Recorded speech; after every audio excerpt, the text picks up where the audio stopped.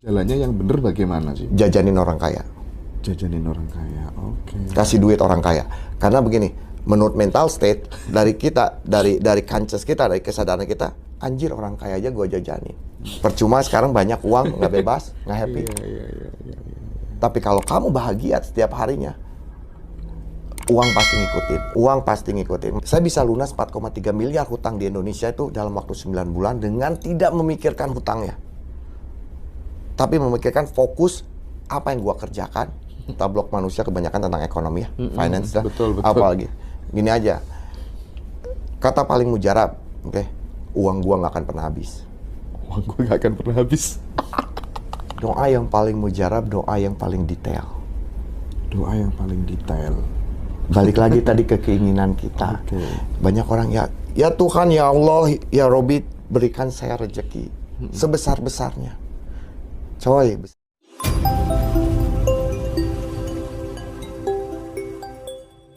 Saya 2000 share sedikit ya Mas ya. Iya. Karena ini relate banget. 2006 sampai 2014 saya tuh main ke rumahnya orang-orang kaya.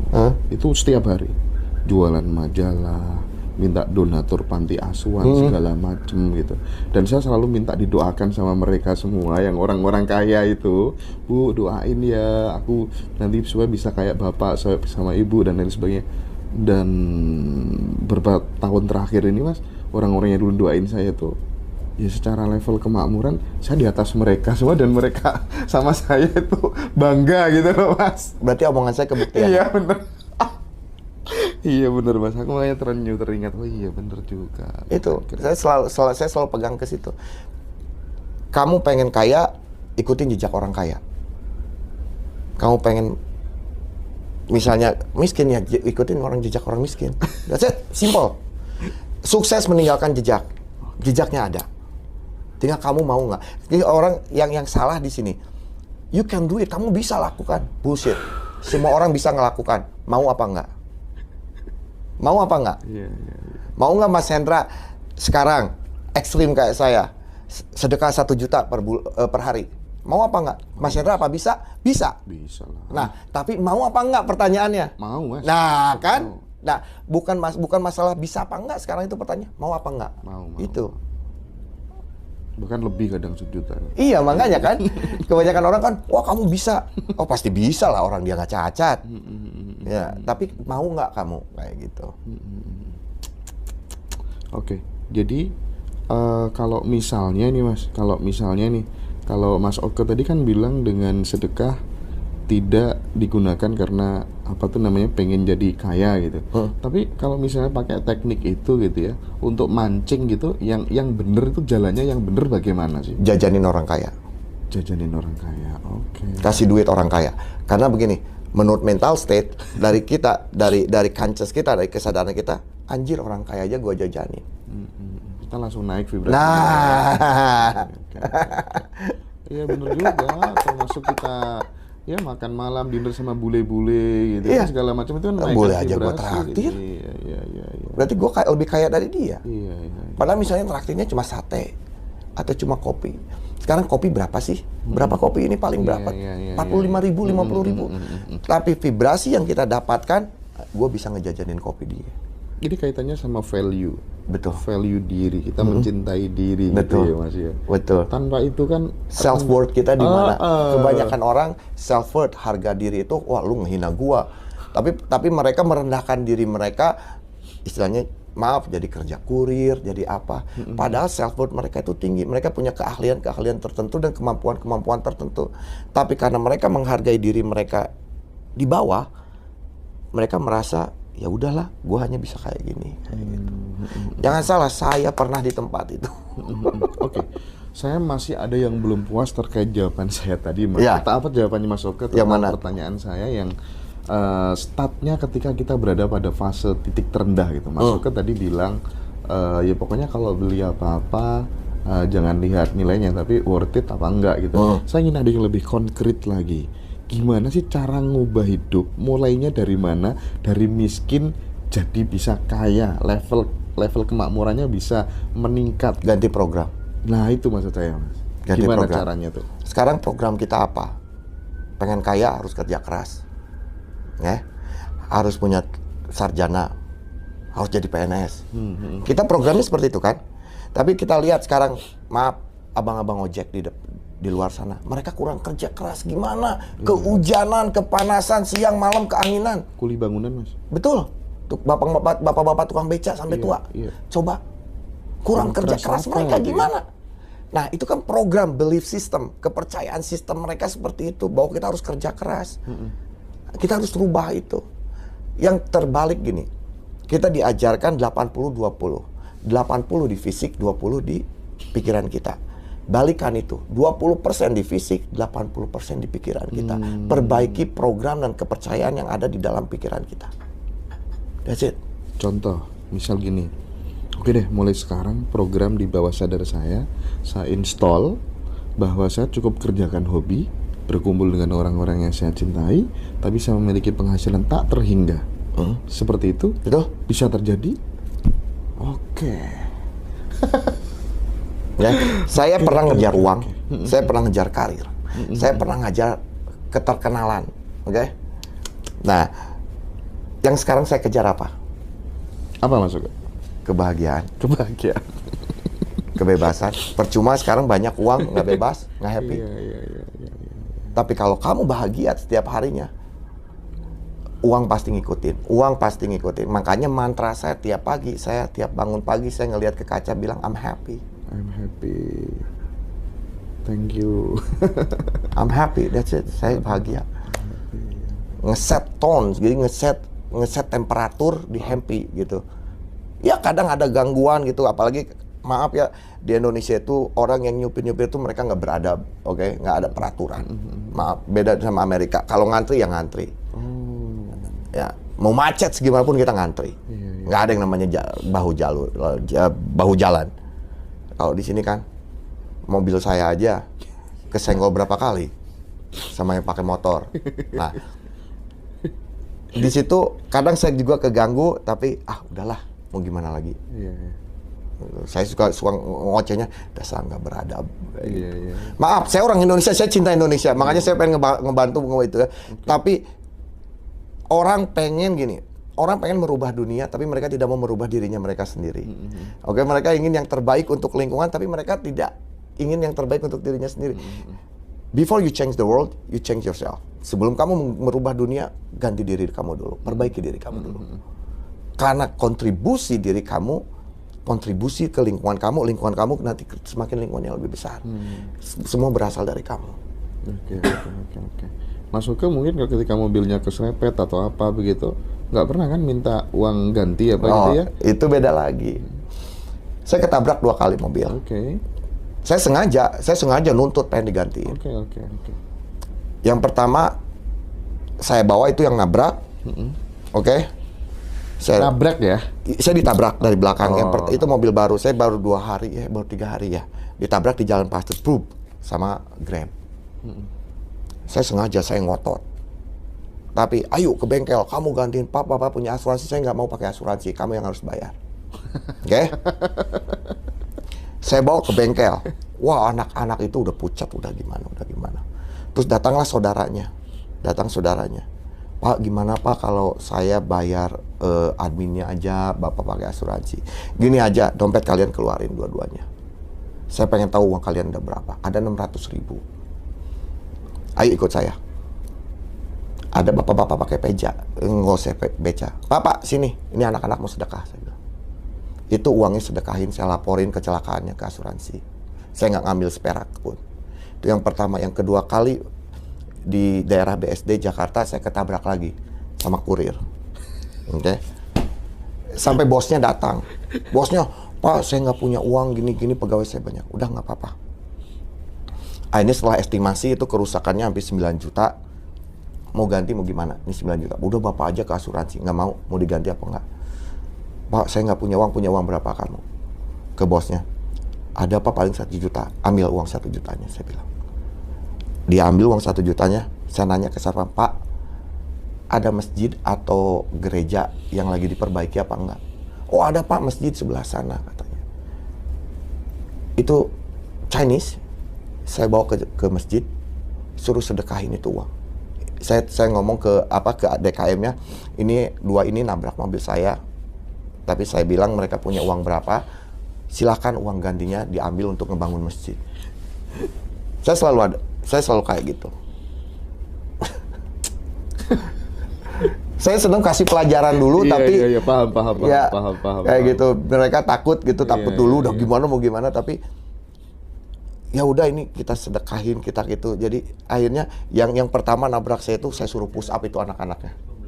Iya, betul. Akhirnya mereka belajar supaya lebih hati-hati dari fenomena itu gitu ya. Gitu. Untung mereka ketemunya saya gitu. Coba sama yang lain.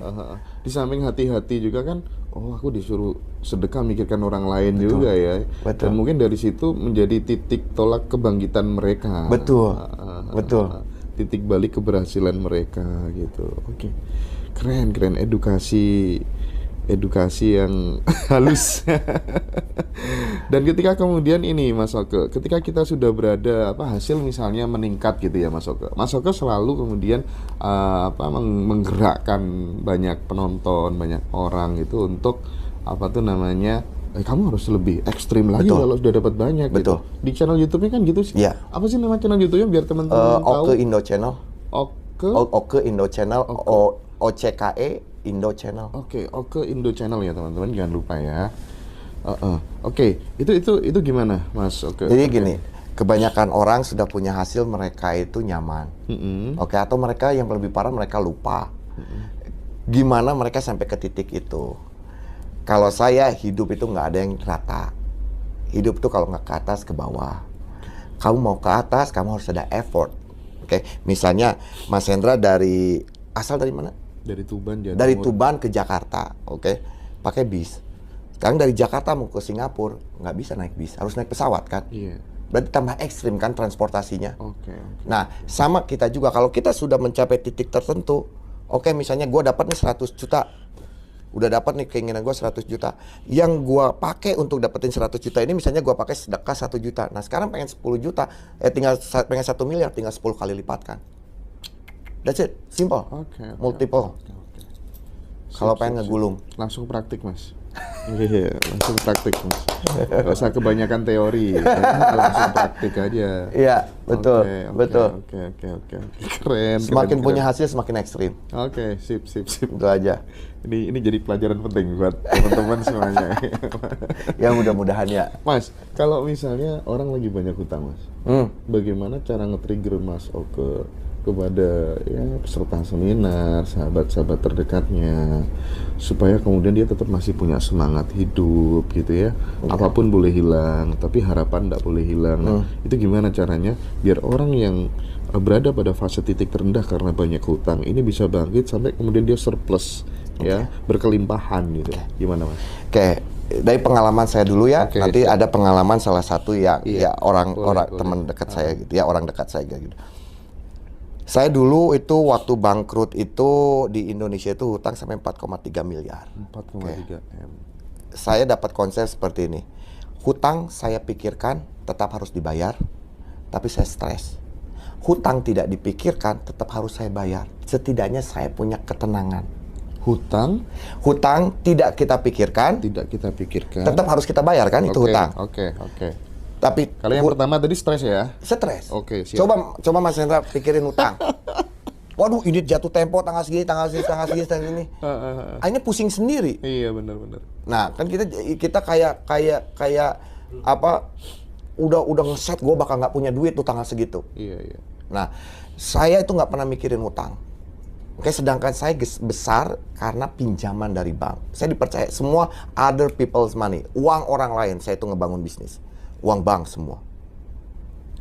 Nah, saya bisa lunas 4,3 miliar hutang di Indonesia itu dalam waktu 9 bulan dengan tidak memikirkan hutangnya. Tapi memikirkan fokus apa yang gua kerjakan ke situ. Itu cerita saya. Nah, ada cerita nih orang dekat saya. Iya. Dia itu kalau di BI checking itu udah call 5. Dia orang Indonesia udah call 5. Dia ketakutan. Tiap ada telepon dia ketakutan. Dia takut masukku kalau ada hubungannya sama bank, saya takut, bla bla bla bla. Hanya saya bilang, kenapa kamu mesti takut? Kalau kamu mikirin telepon, kamu pasti telepon. Gini aja pikirinnya. Dia ini hutangnya itu hampir 7 miliar. Dia dikejar sama bank sana sini, sama bank sana sini. Dengan sedekah, dalam waktu 1 tahun, mau disebut keajaiban, mau disebut apa, tinggal 1 bank dari 30 lebih bank yang ngejar dia. Di BI checking semua bersih. Oke. Iya. Dengan cara apa? Jangan Biasa. dipikirkan. Hutangnya. Asal kamu tahu kamu punya hutang, nggak usah dipikirin. Fokusnya jangan di hutang. Nah, jangan di hutangnya. Iya. Fokusnya di peluang yang bisa dikerjakan. Betul. Kalau kita mikirin hutangnya, itu hutang bakal ngegedein loh. Oh iya, benar. Kalau yang dipikir tuh peluang itu narik gak sih? Iya. Yang saya alami gitu. What you think about is getting bigger. Apa yang kamu pikirkan akan menjadi lebih besar. What you focus on. Kamu fokus ke hutang itu bakal jadi gede. Iya, sebaliknya ya Mas ya.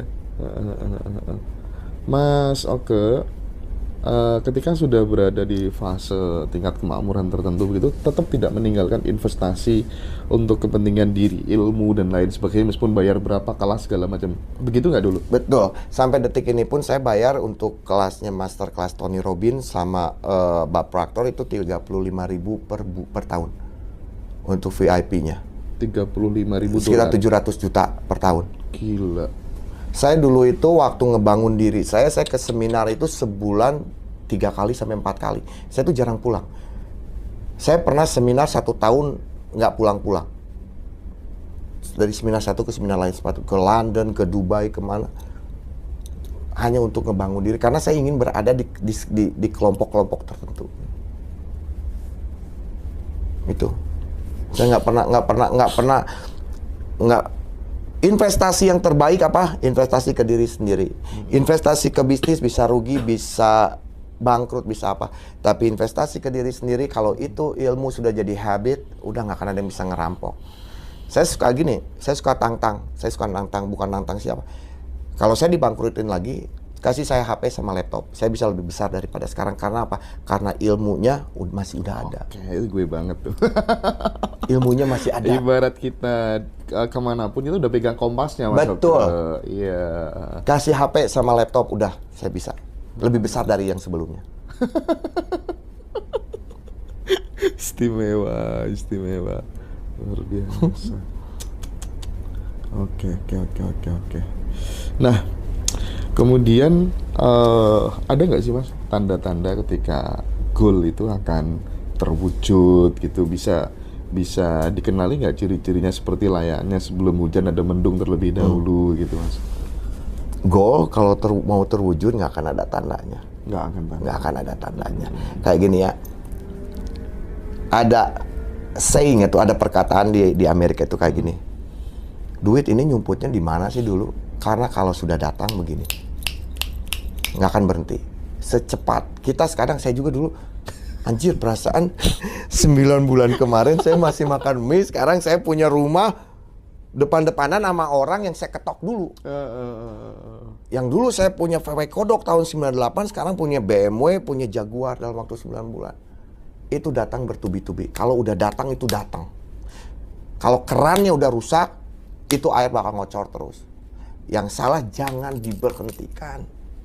Orang diberhentikan melupakan yang membawa mereka ke tempat itu. Itu salahnya kebanyakan orang. Saya ingin pertegas lagi nih. Kan yang dilakukan Mas Oke ini kan ibaratnya ada yang namanya kesadaran. Ya. Ada kesadaran, ada belief yang mengiringinya gitu loh. Bukan kemudian tanpa alasan gitu. Betul. Ada ilmunya gitu loh. Betul. Maksud saya, ketika ini kemudian diterapin sama orang yang masih maga, level kekayaannya masih standar-standar umum, terus kemudian mau tiru kayak gitu tanpa belief yang sama, itu hasilnya seperti apa, Mas? Apa-apa harus dipaksain dulu ya. Oh, siap. Kalau udah Mas. kalau udah dipaksain akhirnya jadi habit. Iya. Apa-apa. Iya. Saya ke teman-teman OIC saya selalu bilang gini. Pertamanya akan susah. Di tengah-tengah bakal acak-acakan tapi bakal indah pada akhirnya. Oke. Karena gini, pertamanya kita masih di dalam habit yang lama atau program yang lama, untuk melangkah susah. Mau apa enggak? Nah, nanti di tengah-tengah ini acak-acakan perang ini. Belief yang dulu dan belief yang baru. Beluduk. Itu butuh nyali menurut Ya. saya, Mas ya. Nah, nanti Nyali siapa yang menang? sebenarnya. Siapa yang menang? Iya, Tapi iya. kalau kita terus ke belief yang baru, itu bakal, kalau kata Dewi Persik itu, indah pada akhirnya. Indah pada akhirnya. Dan ini Mas, apa yang membuat kita yakin lagi ketika kita kemudian sudah membuktikan akumulasi dari bukti itulah yang, iya nggak? Tapi orang salahnya di sini juga. Mereka mencari bukti yang besar. Mereka tidak mencari bukti yang kecil. Benar. Sekarang segala Candi Borobudur dibangunnya dari batu bata segede gimana? Kecil-kecil. Iya Mas. Monas dibangunnya dari kecil-kecil. Carilah bukti yang kecil sehingga membangun belief system kamu sehingga itu bisa jadi tower atau gedung berapa ratus tingkat tanpa goncangan pun nggak akan hancur. Oke. Orang terbutakan sama hasil akhir. Gua pengen 100 juta bulan ini. Dia fokusnya ke 100 juta tapi dia dapat 10 juta, dapat 5 juta nggak dia syukurin. Soalnya ini bukan yang saya pengen. Yang saya pengen yang 100 juta. Akhirnya ini yang 10, yang 5 juta ini yang buat ngebangun 100 juta itu bukan gua pengen ini. Ada nggak Mas kata-kata untuk menghancurkan mental block, mental negatif itu mungkin yang itu barangkali karena dengar dari Mas Oke ya, dengar dari Mas Oke langsung menjadi sosok idola baru, sosok otoritas baru yang memberikan proven begitu, dan itu kemudian nanti bisa tertransformasi ke teman-teman dengan kata-kata itu bisa digunakan untuk menghancurkan mental blocknya masing-masing di rumah gitu Mas. Oke, mental blocknya. Kita gini, nggak usah munafik ya, mental block manusia kebanyakan tentang ekonomi ya, finance lah, betul. apalagi. Gini aja, kata paling mujarab, oke, uang gua nggak akan pernah habis. Uang gue nggak akan pernah habis. Iya Mas. Serius, Oke. uang gua nggak akan pernah Tiru habis. ya teman-teman semua ya, mulai sekarang uang gue nggak akan pernah habis. Serius, Iya. Uang itu seperti udara, ya ada di mana-mana. ada di mana-mana. Sekarang gini, saya punya 1.100.000 paling ini 1 juta. 1, 2, 3, 4, 5, 6, 7, 8, 9, 10. 1.100.000. Tapi saya dikelilingin lebih dari 1.100.000. Mahendra punya berapa? Mas ini punya berapa? Mas ini punya berapa? Dia punya berapa? Kita dikelilingi banyak uang. Tapi kadang kita hanya melihat karena ini milik kita. Kata siapa ini milik kita? Ini hanya singgah di kita loh. Oke. Mau nggak mau nanti keluar lagi. Itu kan? Iya. Kita dikelilingi kayak udara. Mungkin Mas Hendra sekarang duitnya lebih banyak dari saya cashnya. Nggak ada cashnya. Itu kan? Itu. Coba aja. Tiap hari bilang, kalau mau beli apa, mau apa, uang gua nggak akan pernah habis. Ini powerful teman-teman. Uang saya nggak akan pernah habis. Oke. Wah mantap teman-teman. Terima kasih semua dari tadi. Oke, berarti dong Mas. Asal mentalnya kaya, even dia adalah seseorang yang malas, dia bisa kaya. Bisa. Bisa. Saya banyak kok. Murid di Amerika saya yang males. Anak saya aja. Anak saya yang paling gede, sekarang kelas 1 SMA, penghasilannya dia bisa sampai 75 sampai 100 juta per bulan. Itu tidak termasuk investasi dari kripto. Dia main game. Streaming. Uang cashnya lebih banyak dari saya. Iya, apalagi di Amerika, bener juga. Sana kan hitungannya iklan di sini sama di sana jauh, Pak. Dia streaming di Discord kayak gitu. Jadi kayak ada yang nyawer apa gitu. Dia penghasilannya dari dia umur 12 tahun dia. Gitu. Ini bukti ya buat teman-teman. Jadi kaya itu mudah ya Mas ya? Semuanya mudah. Kalau Apalagi tahu uang. Yang caranya. namanya uang itu paling mudah buat saya. Pengen uang berapa paling mudah? Karena kita sudah dikelilingi uang. Cuma kita bisa gak menempatkan diri kita di uang itu. Kebanyakan dari manusia menurunkan energi mereka daripada energi uang. Uang jadi bos mereka, uang jadi tuan mereka, mereka jadi budak dari uang itu sendiri. Tapi kalau mereka bisa menjadi tuan dari uang itu tidak ada value-nya.